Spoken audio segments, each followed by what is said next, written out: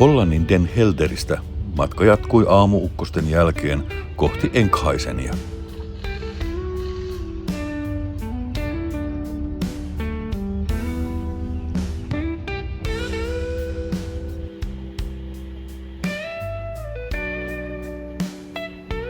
Alkumatka sujui varsin rauhallisesti kevyessä tuulessa. Tuuli kuitenkin nousi ja pääsimme Puriel mukavasti pitkän pätkän. Keskinopeus olikin 6,1 solmua, maksimin ollessa 9,2.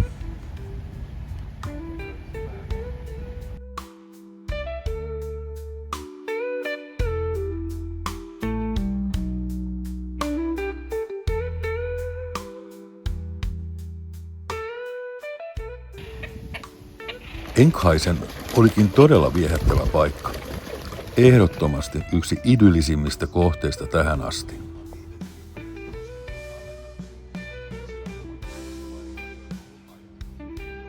Myös satama oli ensimmäinen, jossa kaikki palvelut, kauppa, ravintola, venetarvikeliike ja paja.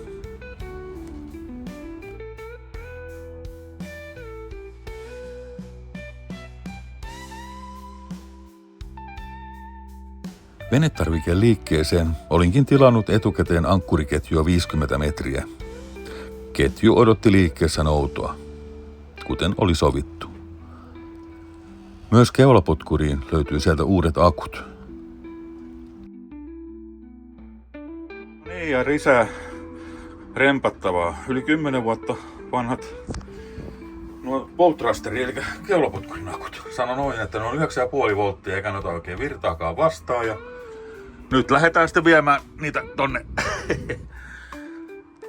Ruumikselle. Haetaan uudet patterit. No niin. Välillä on hyvä puhdistaa loki ennen kuin matka jatkuu.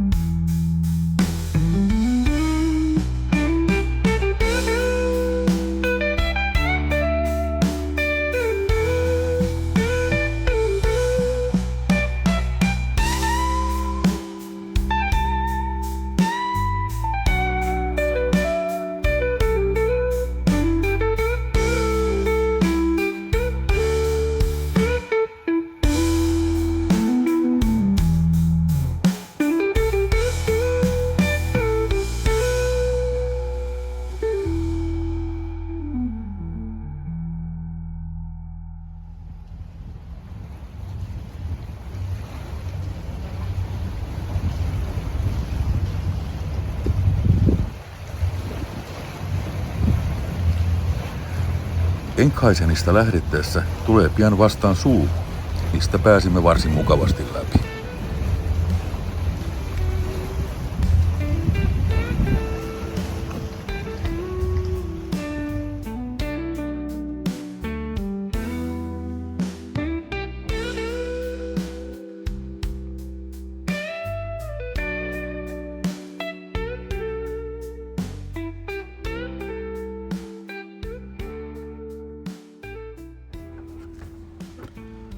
Seuraavana olikin Volendamin satama.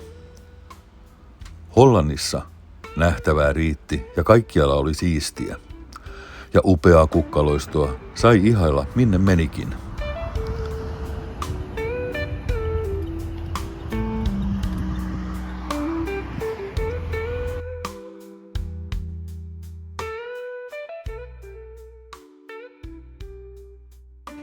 Viihdyimmekin Hollannissa yli kuukauden. Tosin välillä lensimme viikoksi Suomeen tapaamaan perhettä ja ystäviä. Also gratuliere. Also nur 400 Gramm Unterschied. War das zum ersten Mal in der... Ja, das erste Mal. Erste Mal. Niin missäs me nyt ollaan? Edamissa. Edamissa. Olisiko täällä edamia yhtään? Tää on tämmönen edamikauppa. Tää oli muuten makeeta. Sai maistella erilaisia edamia. Siinä on jotakin... Mitä siinä on? Lampaan maidosta varmaan tehtyä. Ja sitten täällä oli pestoa. Sitten oli karlikkia ja sitten oli red chili edamia siis. Ja mitä kaikkea. Siis erilaista edamia löytyy. Tää oli melkein niin koudanmakusta tuo. Tää oli ihan makea paikka, kun täällä pääsi maistelemaan. Siellä on valikoima. Ja, dan slaat heel mijn hart snel in vuur en vlam. En de klokken die spelen, die stemmen me licht. Want Edam, de parel van Holland ben jij.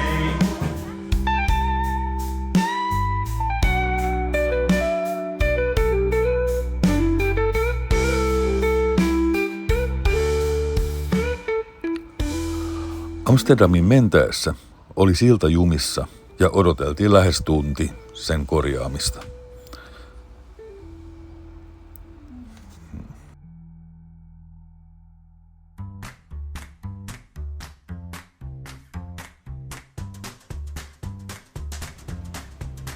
Sixhavenin satamassa oli toinenkin suomalainen vene, Tintomara, Turun pursiseurasta.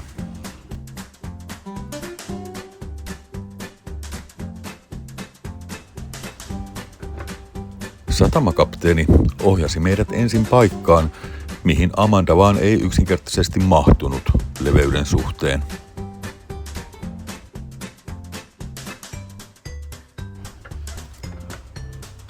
Amsterdamin Sixhavenin satamassa jouduimme vaihtamaan paikkaa.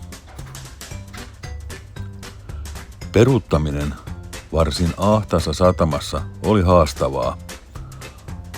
Onneksi keli oli tyyni, eikä sen suhteen tullut ongelmia. Tässäpä tallenne sataman omasta webbikamerasta.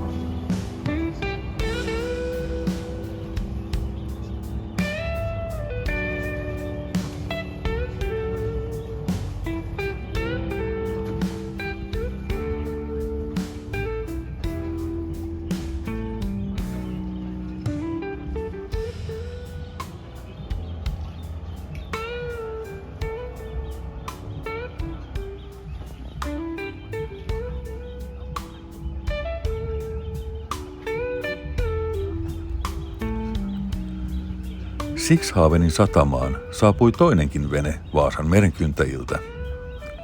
Nuori, yksinpurjehtija Eemeli, joka lähti kuukautta myöhemmin kuin me 27-jalkaisella Albin Vega-veneellään.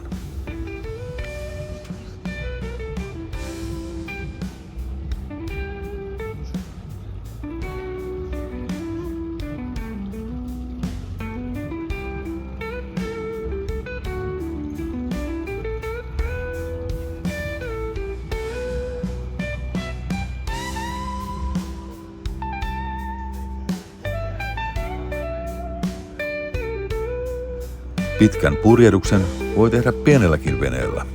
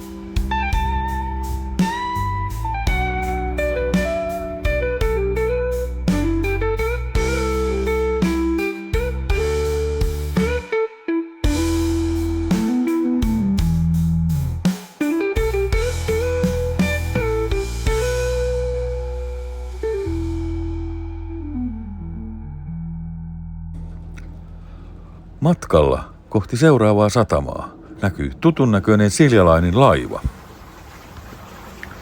No niin, päästiin matkaan Iimuideni suluista ja meillä meni kyllä hienosti sulkuhommat siellä. Muut vähän siellä säävelsi ja muuta. Meitä on 4 venettä nyt menossa tässä. Varmaan kaikilla sama suunta, eli tuonne Hevengeni, tai mitenkään sen lausutaan. Hevengeni. Siellä tulee, jos tuolla näkyy tuolla jossakin tuolla. Siellä tulee toinen suomalainen paatti, katamaraani. Mikä tuo katamaraanin nimi nyt olikaan?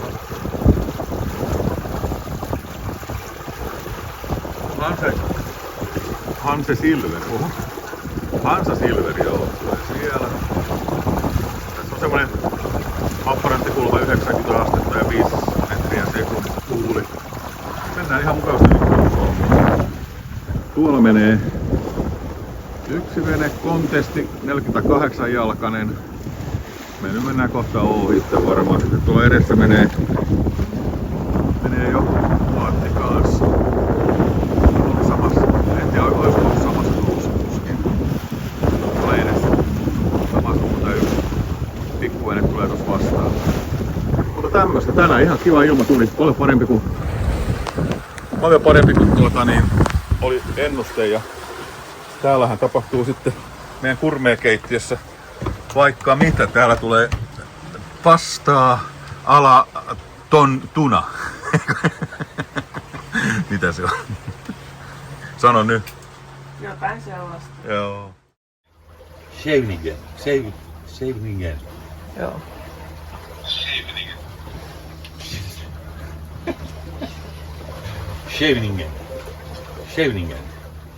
Scheveningen.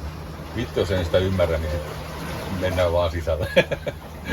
Katsotaan sitten, kun ollaan lähempänä. Siis siellä pitää huutaa Scheveningen port controlia, pyytää lupaa, että päästään sinne satama-alueelle. Ja yleensä sinne koko virus sinne satamaan. Siellä jossakin, kun tullaan satamaan. Katsotaan nyt kuinka käy. Ne nimittäin varoitti tuolla, että jos mä sanon, että Scheveningen, niin ne ei ymmärrä yhtään, ketä huudetaan. Scheveningen. Jotain. Katsotaan.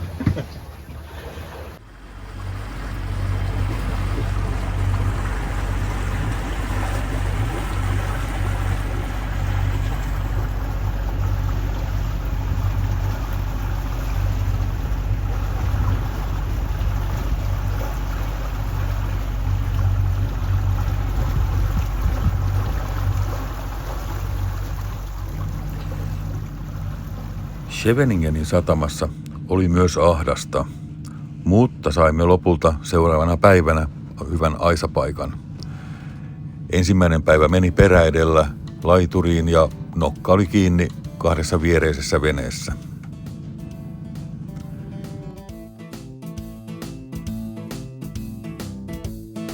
Scheveningenin merenrantakaupunki on myös tunnettu matkailukohde.